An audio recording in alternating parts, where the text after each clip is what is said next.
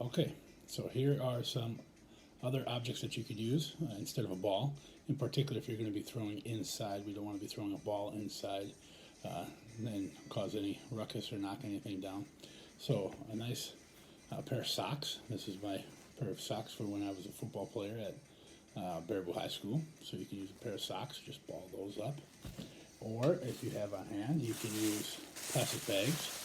And these are just bags from Walmart. So you can ball those up into a ball. If you want to make it something to where you can hold it together better, you can just take a piece of duct tape or whatever tape you have on hand in your house and tape it together so that it's a little bit more matted up. Okay, you can use that even for catching too. A good way to be able to work on your hand-eye coordination.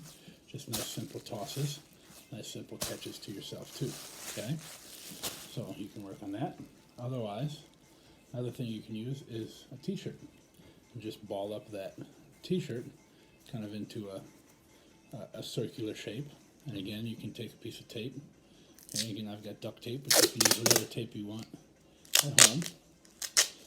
And again, roll that old t-shirt into a ball. And now you've got something that you can use to do your underhand or overhand throw, and it's not falling apart on you. So those are some of the implements that you could use when you're at home. Obviously, if you're outside and you've got some of the targets that we showed you, you could use a ball if you've got a ball, tennis ball, or any other type of bouncy ball or what you may have on hand. So again, be creative and use that imagination, and we can improve your skills.